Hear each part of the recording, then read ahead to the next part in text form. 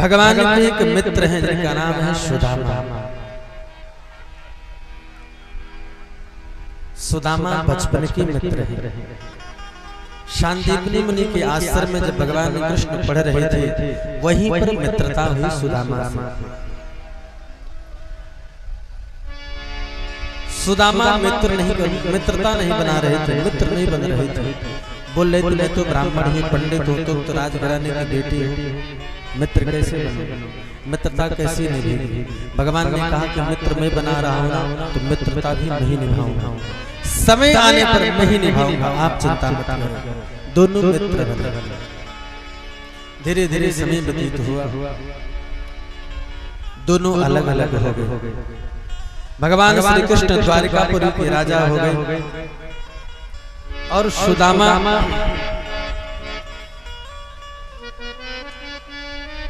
अपने घर में कुटिया बना करके रहने लगे।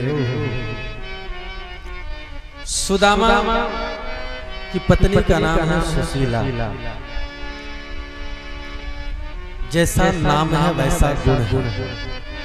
पत्नी चाहे तो घर को स्वर्ग बना सकती है और पत्नी चाहे तो घर को नर्क का अड्डा बना सकती है। स्त्रियों के हाथ में सब कुछ होता है। स्त्रियां चाहें तो घर को मंदिर बना दें और स्त्रियां चाहें तो घर को नर्क बना दें। घर में चार भाई अलग नहीं होते हैं, ध्यान देना। चार भाई जब तक विवाह न हुआ हो तब तक अलग नहीं होंगे, लेकिन जिस दिन विवाह हो गया चारों का चार चूल्हा अलग हो जाएगा, अलग हो जाएगा। स्त्री चाहे तो घर को स्वर्ग बना दे। स्त्रियों को चाहिए कि अपनी शीलता, अपने ज्ञान, अपने स्वभाव का प्रदर्शन करें। सुशीला के घर में एक कण भी नहीं है खाने को। सुदामा गरीब है लेकिन दरिद्र नहीं है। लोग कहते हैं सुदामा दरिद्र है, घर घर भीख मांग करके अपने जीवन यापन करते हैं। ये बिल्कुल गलत बात है। भागवत में कहीं नहीं लिखा है कि सुदामा किसी के घर में भीख मांगे। सुदामा भीख नहीं मांगते।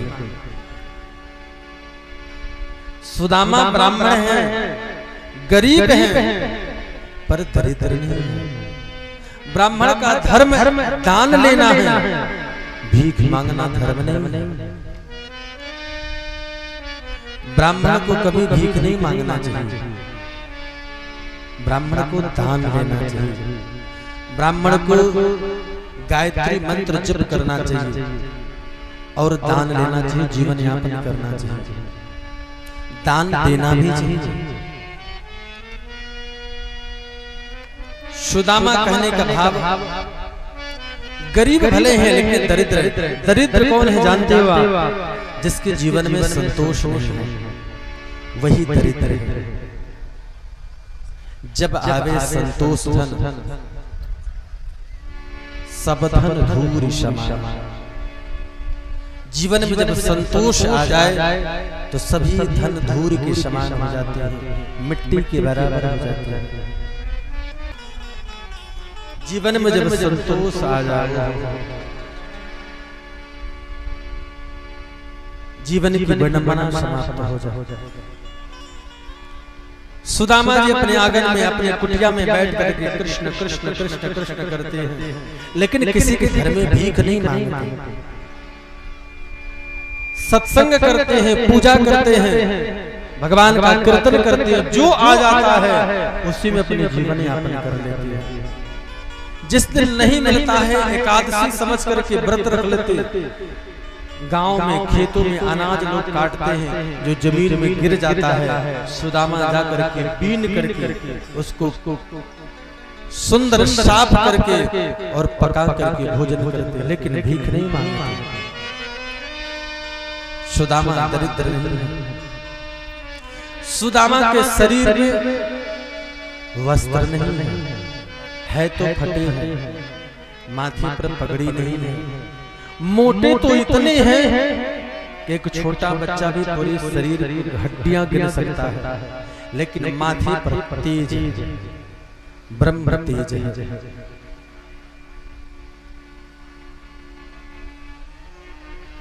एक दिन सुदामा अपने घर में बैठ करके कृष्ण कृष्ण कृष्ण कर रहे थे। उनकी पत्नी सुशीला आई और कही, प्रभु मैंने ऐसा सुना है कि आपके मित्र द्वारकाधीश हैं। जब सुशीला ने इतना कहा तो सुदामा के नेत्र में आंसू आ गए। सुदामा कहे, पगली कितनी पुरानी बात याद दिला दी। कृष्ण हमारा मित्र ही नहीं है, कृष्ण हमारा लंगोटिया यार है। हम बचपन में साथ साथ रहते थे, साथ साथ हम पढ़े, हमारा लंगोटिया यार है। अच्छा,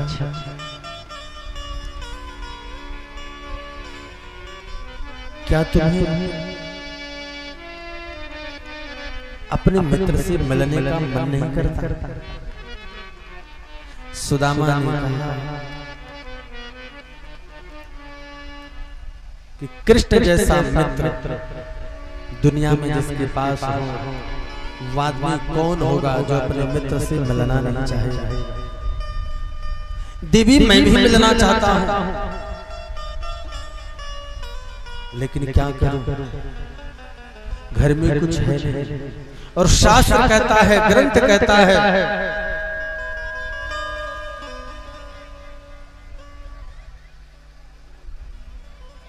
कि मित्र के घर में, गुरु के घर में कभी भी जाओ तो खाली हाथ मत जाओ।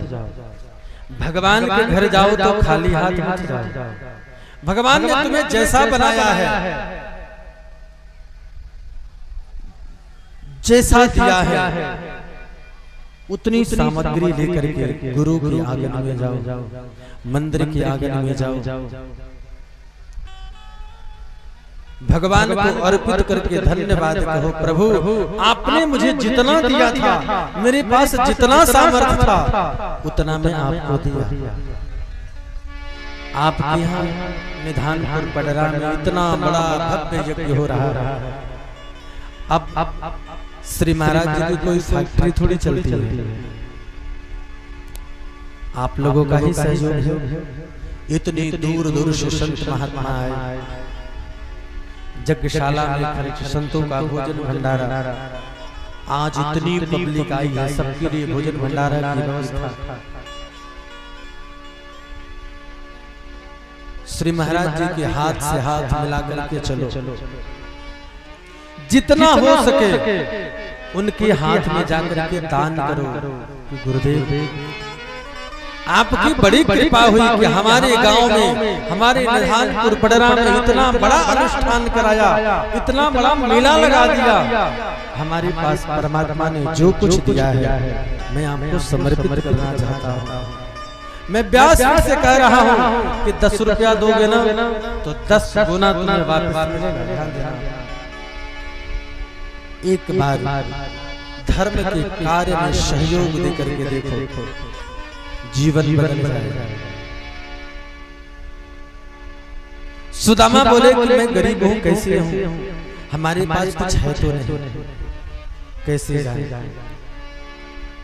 सुदामा की पत्नी सुशीला बोले कि आप चिंता मत कर, स्नान करें, मैं कुछ न कुछ व्यवस्था करके लाती हूँ और आप जाएंगे, भगवान आपको ढेर सारा धन दे देंगे। सुदामा चकित हो गए। सुशीला बस अगर तुम कुछ मांगने के उद्देश्य से मुझे कृष्ण के पास भेज रही हो तो मैं नहीं जाने वाला। अगर दर्शन के लिए भेज रही हो फिर तो मैं जाऊंगा। सुशीला ने कहा अच्छा ठीक है, कुछ मत मांगिएगा लेकिन आप जाइए। सुशीला ने 4-5 घरों से एक मुट्ठी चावल दिया और सुदामा की पोटली बना करके बांध के दे दी, चरणों में प्रणाम की और विदा कर दी। सुदामा को पता नहीं किधर जाना है, कहाँ जाना है। भगवान के मिलन की हृदय में लालसा जगी और भगवान को पाने के लिए, भगवान के मिलने के लिए चल दी। जाना था द्वारका, पहुंच गए हरिद्वार, पहुंच गए काशी वृंदावन। 6 महीने बीत गए,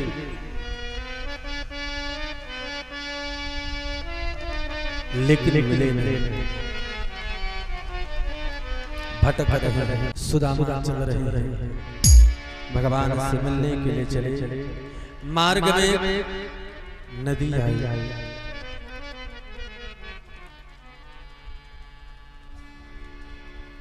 पैदल तो चल सकते हैं, नदी पार कैसे कर सकते हैं?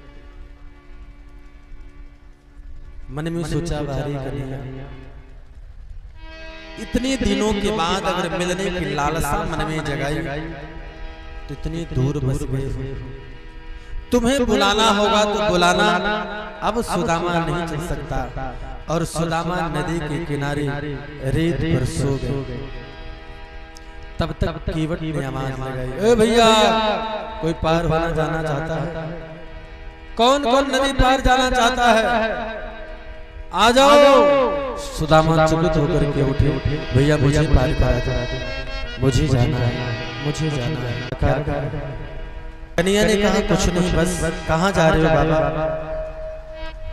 सुदामा जी ने कहा मैं द्वारिका जा रहा हूँ। द्वारिका के राजा श्री कृष्णचंद्र है ना, वो हमारी बचपन के मित्र हैं, मैं उनसे मिलने जा रहा हूँ। कीवट हंसा। सुदामा जी ने कहा कीवट क्यों हंस क्यों रहे? बोले महाराज क्षमा करें, हंसने का प्रयोजन कुछ और नहीं। आपको देखने के बाद ऐसा नहीं लगता कि द्वारकाधीश आपके मित्र हो सकते हैं। कहाँ आप और कहाँ द्वारकाधीश?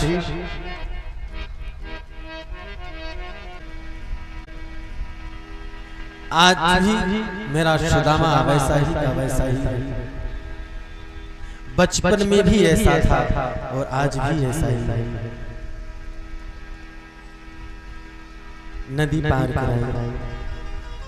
सुदामा जी ने कहा केवट कितनी दूर और है द्वारिकापुरी? केवट ने कहा आपको देखने को ऐसा लगता है 6 महीने और लगेंगे। सुदामा ने नदी पार की और एक वट वृक्ष नीचे बैठ गए और सो गए। आंख खोली तो द्वारिकापुरी पहुंच गए। हर जगह जय श्री कृष्ण, जय श्री कृष्ण, बड़ी बड़ी अट्टारियां, बड़ी बड़ी महलें, बड़ी बड़ी बाजार, बड़ी बड़ी दुकानें देख करके सुदामा चकित हो गए कि मैं कहां आ गया, कहीं मैं स्वप्न तो नहीं देख रहा हूं।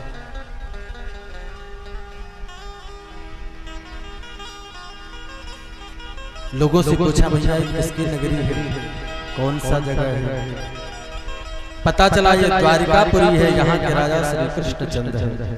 अच्छा, पूछते पूछते द्वारपाल तक पहुंचे,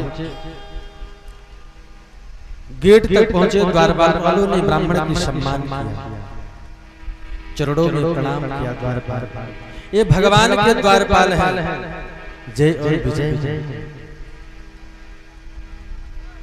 लोग आप कैसेट में देखिए कि धक्के मार करके गिराते हैं कि भगवान के द्वारपालों ने धक्के मार कर गिरा दिया।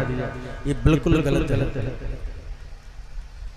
भगवान के द्वारपाल एक ब्राह्मण को धक्का मारे, ये हो नहीं सकता।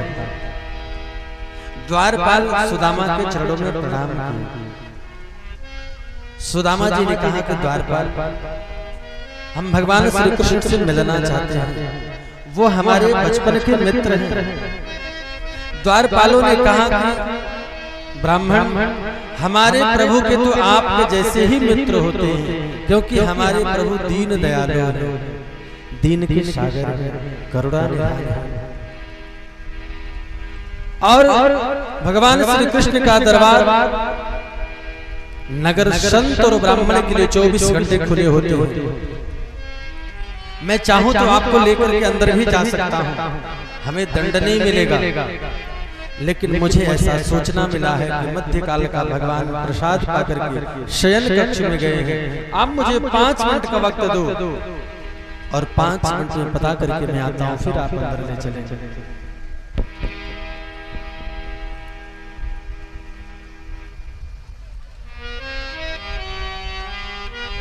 द्वारपाल अंदर गए। रुक्मिणी पंखा जला रही, सत्यभामा चरणों में बैठी। उसी समय द्वारपाल पहुंचा और कहा, प्रभु बीच में आने के लिए क्षमा चाहना चाहता हूं। द्वारपाल एक ब्राह्मण आया है, निर्धन है, गरीब है, पागलों जैसी बातें करता है। भगवान ने कहा, पागलों जैसे? बोले हाँ। तुमने समझा कैसे को पागल है? बोले वो गरीब है, निर्धन है, शरीर पर कपड़े भी हैं तो 20 जगह से फटे हैं, धोती फटी है, पैर नंगा है, माथे पर पगड़ी नहीं है। द्वारकाधीश ने कहा कि गरीब होना पागल के लिए साने तो नहीं, तुमने पागल क्यों कहा? द्वारपाल ने कहा कि प्रभु पागलों जैसी बातें करता है। वो क्या कहता है? वो कहता है कि वो आपका मित्र है। मेरा मित्र? वो कौन है? उसका नाम क्या है? वो कहां से आया है?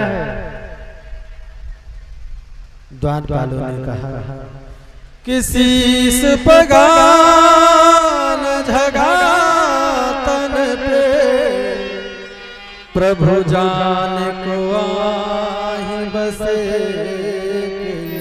ग्रामा। धोती फटी सिलटी दुपटी अरुपाय उपायन की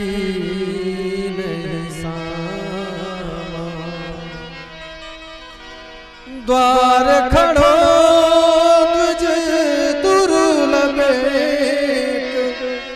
रहो चकिसो वसुधा अभिरामा। पूछत दीन दयाल को धाम बतावत आपन नाम सुदामा।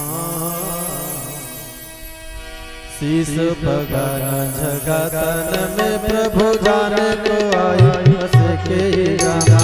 शीस पगाना जगतन में प्रभु जाने को आई बस के रामा। धोती फटी सिलटी दुपटी अरुपाय उपायन की नहीं सामा।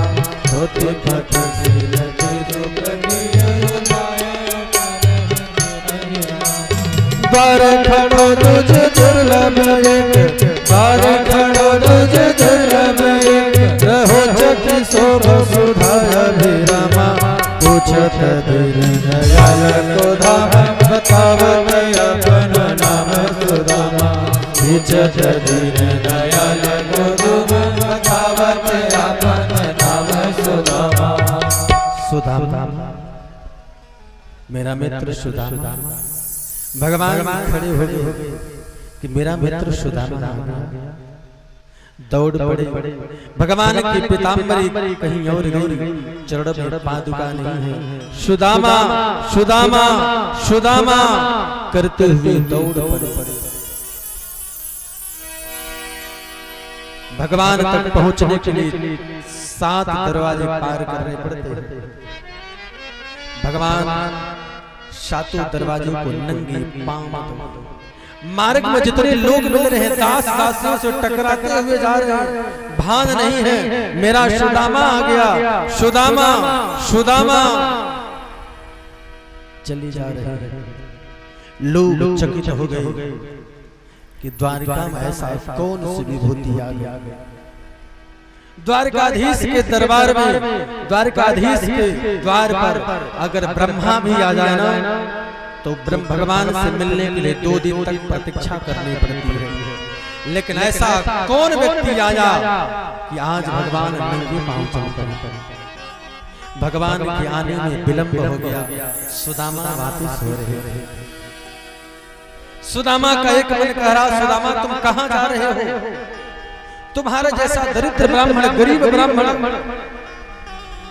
वो द्वारिका का राजा क्यों मिलेंगे? लौट जाओ। एक मन कहता है नहीं सुदामा, वो करुणा निधान है। दुनिया भूलती है लेकिन वो परमात्मा है, वो कभी नहीं भूलते। एक मन कहता है रुको, एक मन कहता है नहीं। सुदामा जाने लगे, पीछे से आवाज आई, सुदामा सुदामा सुदामा। जैसे सुदामा के कानों में आवाज आई, घूम करके देखे तो बगल में द्वारिका है। दोनों के नेत्र मिले, दौड़ करके दोनों पकड़ लिए। दोनों के नेत्रों में आंसू है, बचपन का मिला है, बचपन का यार आया।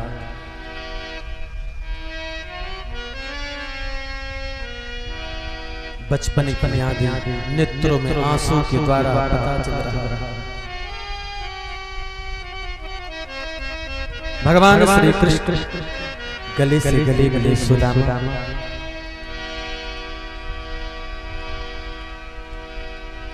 इतनी दिन की बात मेरी याद आई।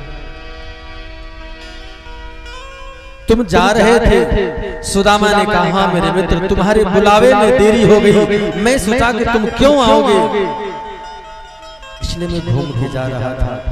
कन्या ने कहा बारे सुदामा अच्छी मित्रता ने भाई, चलो चलते हैं महल में। सुदामा ने कहा नहीं मित्र, तुमसे मिलने की तमन्ना थी, तुमको देखने के हृदय में लालसा सी, सो मैंने तुम्हें देख लिया।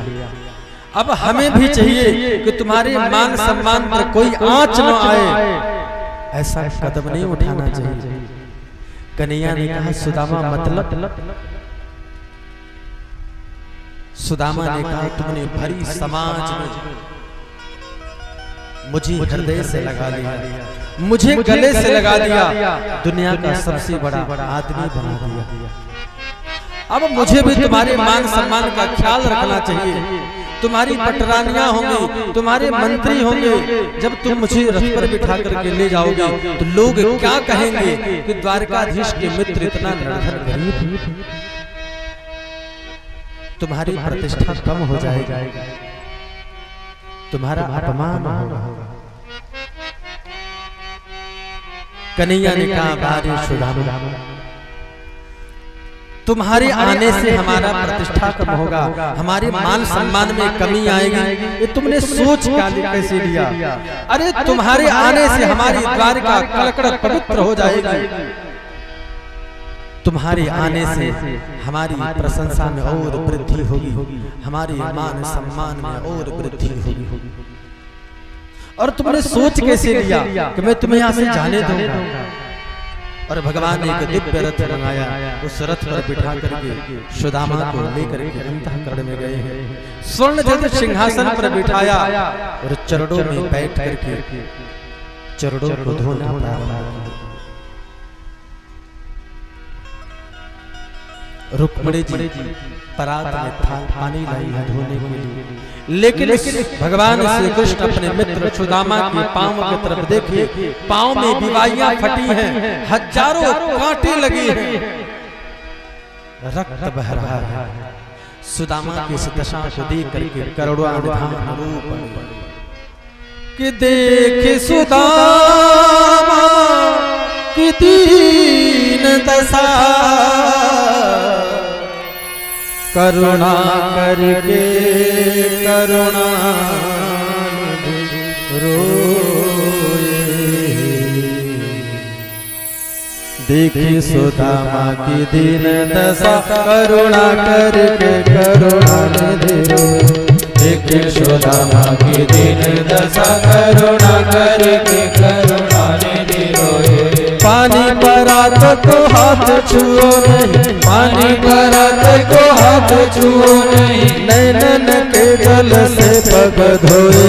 देखे सुदामा की दीन दशा, करुणा करके करुणा निधि रोए। देखे सुदामा की दीन दशा, करुणा करके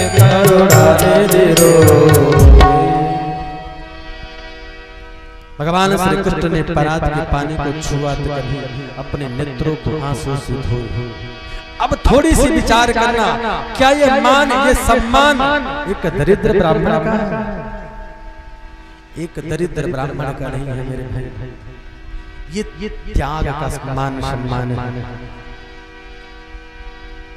सुदामा के जीवन में जितने त्याग किए हैं, उस त्याग का ही फलस्वरूप है कि त्रिलोकी नाथ, दुनिया का विधाता, दुनिया का परमात्मा आज चरणों में बैठ करके सुदामा के चरणों को धो रहा है। सुंदर स्नान कराया, वस्त्र पहनाया, 56 प्रकार के भोजन बनी, भोग प्रसाद पाने के लिए कन्हैया ने कहा मित्र आओ भोजन करते हैं, भोजन करो। इतनी सामग्री को देख करके सुदामा बोले कन्हैया इतने सारे भोजन, कन्हैया मैं तो मोटी मोटी टिक्कर खाता हूँ, नमक लगा लेता हूँ और टिक्कर खा लेता हूँ और भोजन करता रहता हूँ। ऐसा नहीं है कि सुदामा के जीवन में छप भोग नहीं मिले तो सुदामा टूट पड़े होंगे। सुदामा के अंदर त्याग है। भगवान ने कहा कि सुदामा अगर ये 56 भोग भी जीव भगवान को समर्पित कर देता है और समर्पित करने के बाद प्रसाद पाता है तो इसमें दोष नहीं है। तुम ही निवेदित भोजन करहि प्रभु प्रसाद पट भूषण धरहि, फिर वो दोष नहीं लगता है। सुदामा ने कहा फिर आओ साथ में भोजन करते हैं और दोनों मित्र भोजन किए। रात्रि विश्राम हुआ। भगवान सुदामा के कक्ष में गए और कहे सुदामा तुम कैसे हो? सुदामा जी ने कहा कन्हैया दुनिया में अगर कोई सुखी व्यक्ति है ना, राम राम राम सीता राम राम राम, हरे राम राम राम सीता राम राम राम, हरे राम राम राम सीता राम राम राम, हरे राम राम राम सीता राम राम राम, हरे राम राम राम सीता राम राम राम, हरे राम राम सीता राम राम राम, हरे राम हरे राम हरे राम राम राम सीता राम राम, हरे राम राम राम सीता राम राम राम, हरे राम राम राम सीता राम राम राम, हरे राम राम राम सीता राम राम राम। सुदामा बोले कि कन्हैया तुम्हारी बनाई हुई दुनिया में अगर कोई सुखी है तो वो है सुदामा, बहुत सुखी हूँ। कन्हैया ने कहा वो तो दिख ही रहा कि तुम कितने सुखी हो। रात्रि विश्राम हुआ, सुबह उठे, 16,108 पटरानियां हैं, मंत्री हैं। भगवान ने कहा कि चलो प्रणाम करो। सबसे पहले रुक्मिणी जी आई, सुदामा जी ने आशीर्वाद दिया, सौभाग्यवती भव। जामवंती आई, सत्यभामा आई, कालिंदी आई, सत्या आई, लक्ष्मणा आई, सबको आशीर्वाद दे रहे हैं सुहागिन हो, सौभाग्यवती हो, सौभाग्यवती हो। ऐसे करते करते कम से कम 400 पटरानियों को आशीर्वाद दिया। अब आप 400 बार हाथ ऐसे करो, हाथ दर्द करने लगेगा।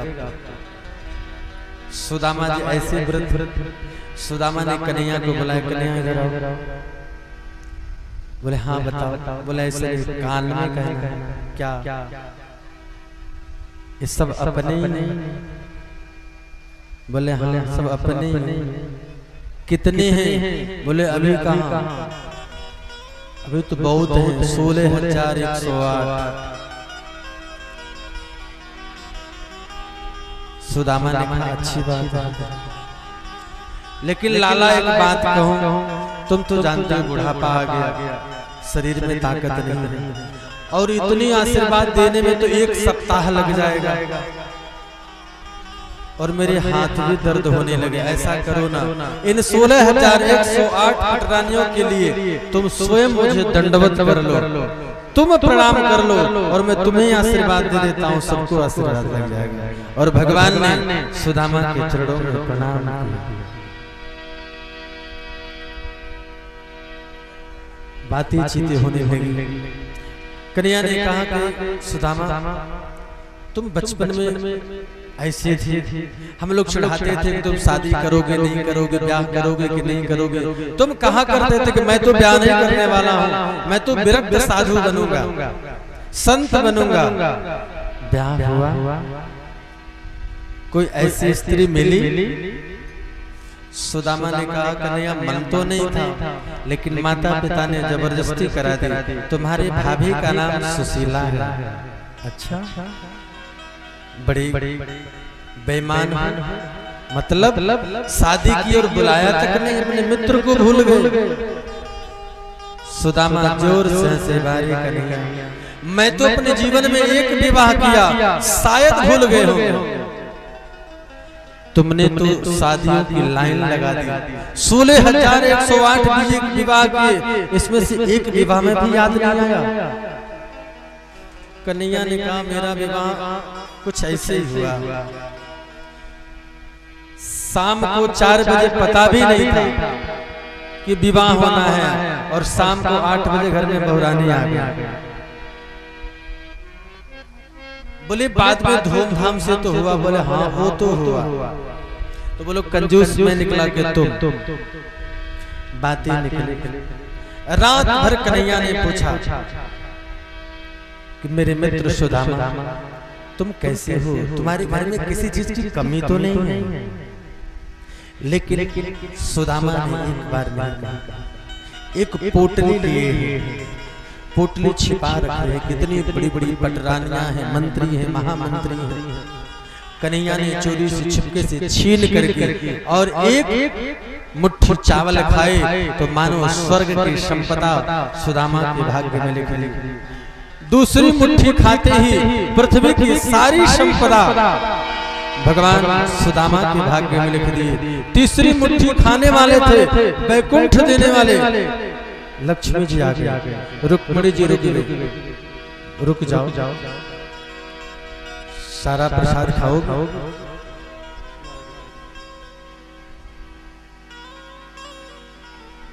श्री महाराज जी का पदार्पण हुआ।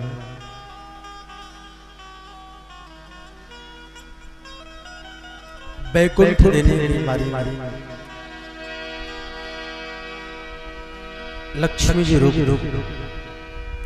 कहीं तुम अपना घर भी देना चाहते हैं? भगवान श्री कृष्ण बोले कि रुक्मिणी जी, वो दिन भूल गई कि सुदामा के जीवन में पूरी संपदा आधा चावल था, और वो आधा चावल पूरी संपदा मुझे समर्पित कर दिया। तो भगवान को भी चाहिए कि अपनी पूरी संपदा, पूरी संपत्ति अपने भक्त को दान में दे।